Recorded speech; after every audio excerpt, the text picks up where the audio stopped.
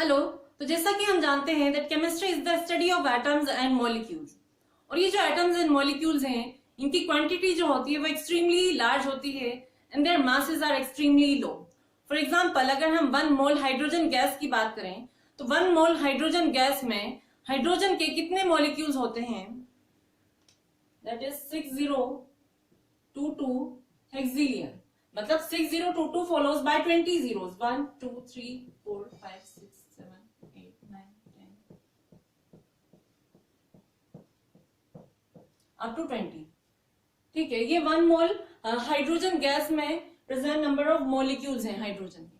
और अगर हम एक हाइड्रोजन के एटम के मास की बात करें तो वो एक्सट्रीमली स्मॉल नंबर होता है, that is 0.000 up to 23 zeros के बाद 166।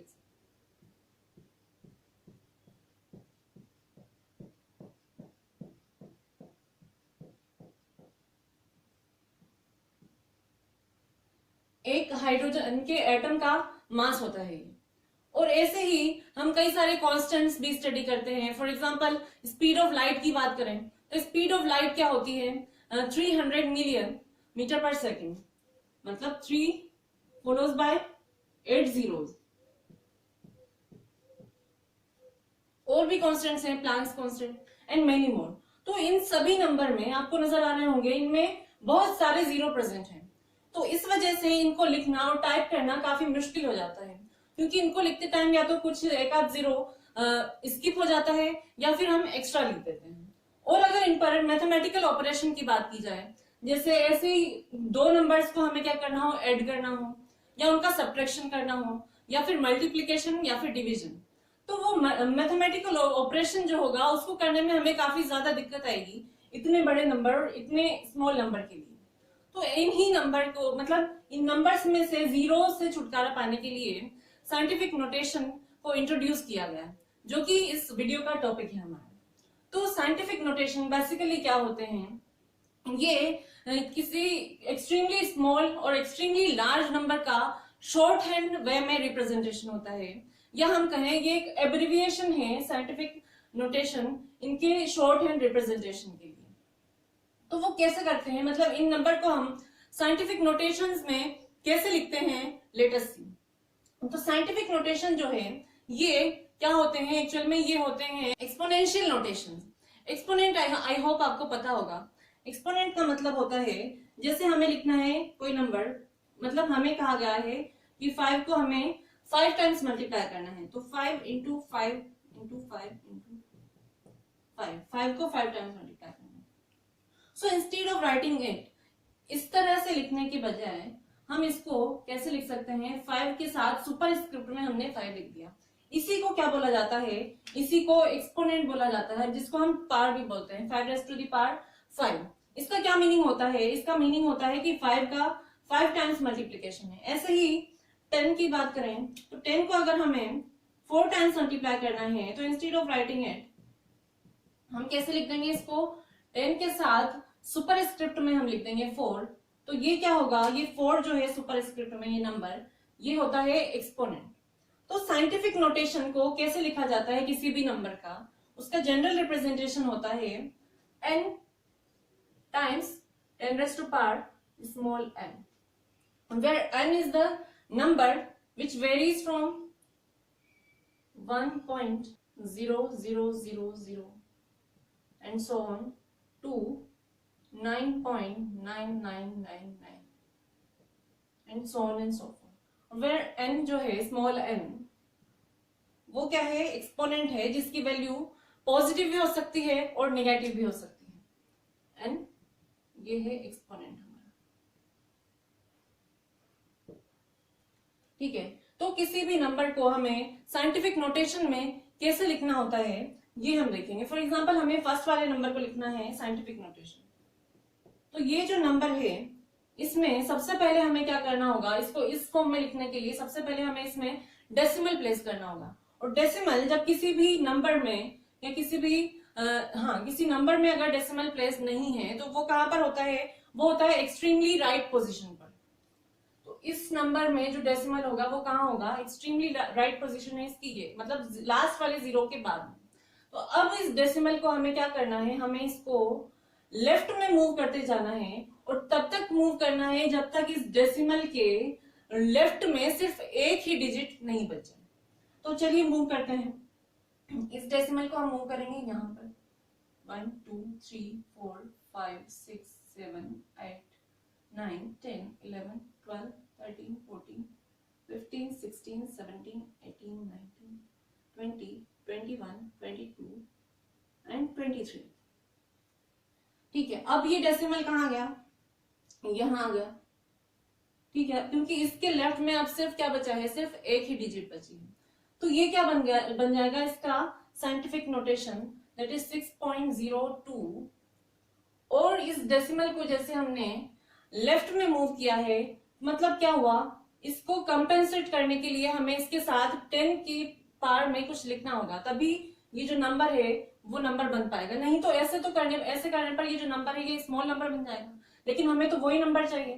तो इसे कैसे किया जाएगा कि जो नंबर आया है हमारे पास 6.022, इसके साथ हम लिख देंगे 10 के एक्सपोनेंट में जितने टाइम्स हमने डेसिमल को मूव किया है लेफ्ट में, वो नंबर यहाँ लिख देंगे। तो ये इस नंबर का आ गया scientific notation, that is Avogadro's constant, जो हम कहाँ पढ़ते हैं, मोल कॉन्सेप्ट में। अब ये तो बात हो गई पॉजिटिव एक्सपोनेंट की। ये एक्सपोनेंट क्या है, पॉजिटिव है, 10⁻23 इसको पढ़ा जाता है। अब अगर हम सेकंड वाले नंबर की बात करें तो इसका साइंटिफिक नोटेशन कैसे लिखा जाएगा। अब इस नंबर में आप देखिए यहाँ पर डेसिमल ऑलरेडी प्लेस्ड है, तो इस डेसिमल को हमें राइट हैंड साइड में इतना मूव करना है कि इस डेसिमल के लेफ्ट में सिर्फ एक ही डिजिट बच जाए।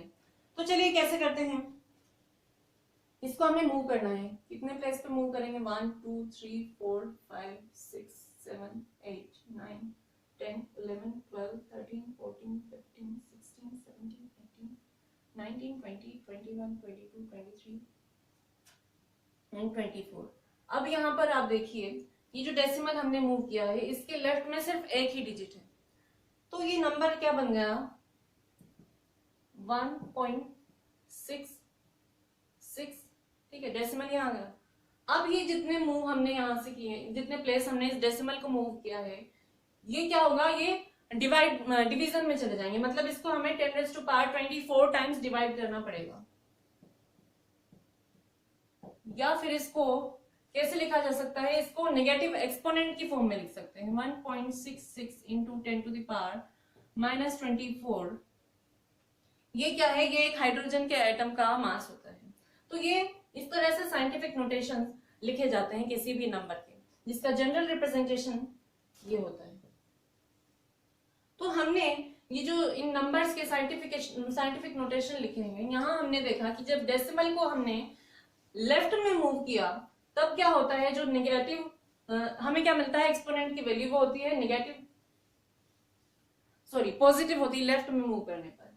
और जब एक्सपोनेंट को हम राइट में मूव करेंगे तो एक्सपोनेंट की वैल्यू जो है वो कम हो जाती है, मतलब नेगेटिव मिलती है। तो हम क्या कह सकते हैं कि जो डेसिमल है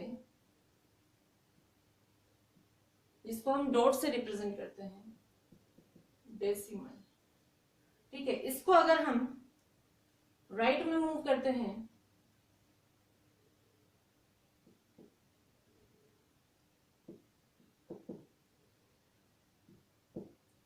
तो क्या होगा, एक्सपोनेंट की वैल्यू डिक्रीज हो जाती है।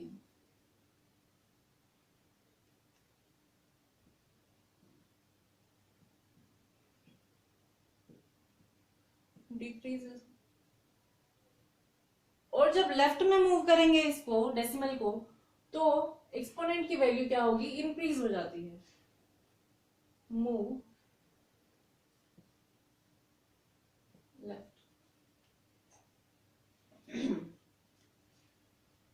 एक्सपोनेंट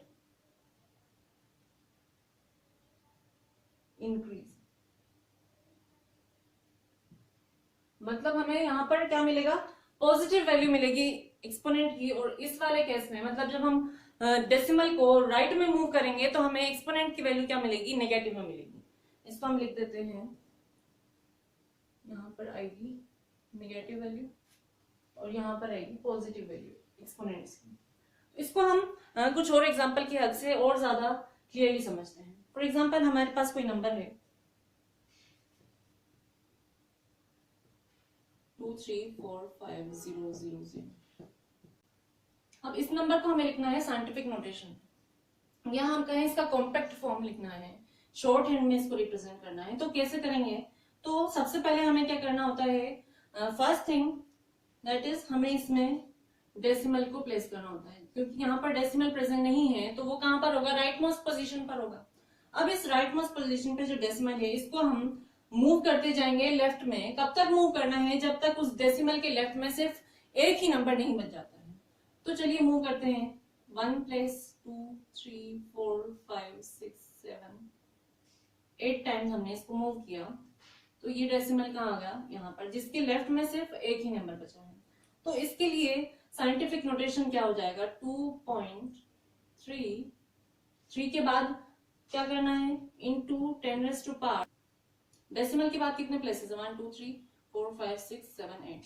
ठीक है, तो ये हो गया इसका साइंटिफिक नोटेशन। मतलब हमें कहां से स्टार्ट करना है? हमें स्टार्ट करना है 10⁻�0 से। ठीक है, अब अगर इस डेसिमल को हम यहाँ से लेफ्ट में मूव कर रहे हैं तो इसकी वैल्यू जो है, ये एक्सपोनेंट की वैल्यू बढ़ती जाएगी। कितनी हो गई? 10⁸। और अगर हम इसको राइट में मूव करेंगे तो इसकी जो 10⁻⁴ है इसकी वैल्यू कम होती जाएगी। ऐसे ही दूसरा एग्जांपल लेते हैं हम। Suppose there is a number 0.00004557। ठीक है, अब इसको हमें लिखना है साइंटिफिक नोटेशन में। तो कहां से स्टार्ट करेंगे हम? 10⁻�0 से स्टार्ट करेंगे।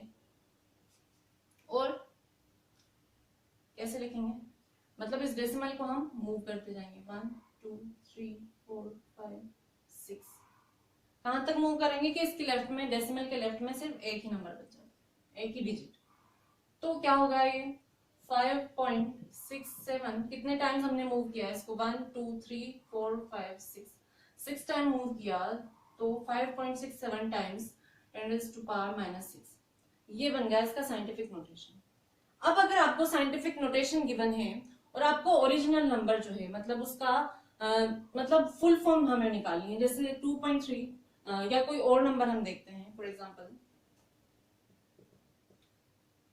9.8 इंटू 10⁻⁻²। ये हमें साइंटिफिक नोटेशन गिवन है, हमें पता करना है ये नंबर क्या है, ओरिजिनल नंबर। तो इसके लिए हम क्या करेंगे?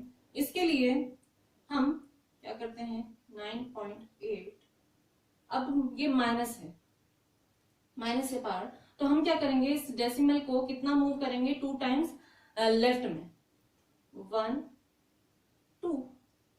ठीक है, तो बन गया ये नंबर। यहां पर डेसिमल आएगा, दैट इज 0.098। तो 9.8 इंटू 10⁻⁻² का मीनिंग है 0.098। ठीक है, अब अगर एक और साइंटिफिक नोटेशन हमें गिवन है जिसको क्या करना है, हमें उसकी फुल फॉर्म लिखनी है। तो मान लीजिए हमें गिवन है 5.6 इंटू 10⁵। इसको हम कैसे इसकी फुल फॉर्म लिखेंगे? तो 5.6 को एज इट इज लिख देंगे। अब इसके बाद डेसिमल को क्या करना है, हमें राइट में मूव करना है। राइट में मूव करने पर क्या होता है, एक्सपोनेंट की वैल्यू जो है वो डिक्रीज हो जाती है और हमें क्या मिल जाएगा, ओरिजिनल नंबर मिल जाएगा। तो कितने टाइम्स लिखना है हमें डेसिमल के बाद? 5 टाइम्स, 1 2 3 4 5, और यहाँ पर 0 प्लेस कर देंगे, 1 2 3 4 5। 5.6 इंटू 10⁵ का मीनिंग क्या है, 56000। तो इस तरह से साइंटिफिक नोटेशन लिखे जाते हैं। और ये क्यों यूज होते हैं? क्योंकि हम साइंस में एक्सट्रीमली स्मॉल और एक्सट्रीमली लार्ज नंबर के साथ डील करते हैं, जिनको मैथमेटिकल ऑपरेशन करना, ऐड करना, मल्टीप्लाई करना बहुत ही डिफिकल्ट हो जाता है, क्योंकि उनमें extremely large number of zeros present होते हैं। तो उन जीरोस से छुटकारा पाने के लिए साइंटिफिक नोटेशन यूज किए जाते हैं, और वो कैसे करते हैं वो हमने अभी सीखा। अब इन साइंटिफिक नोटेशन में हम की हेल्प से हम मैथमेटिकल ऑपरेशन कैसे करते हैं वो हम नेक्स्ट वीडियो में डिस्कस करेंगे। आई होप आपको ये क्लियर होगा। अगर आपको वीडियो अच्छी लगी हो तो please like and share and also subscribe to my channel elementary Gyan. अब मिलते हैं नेक्स्ट वीडियो में। Till then keep learning. Thank you.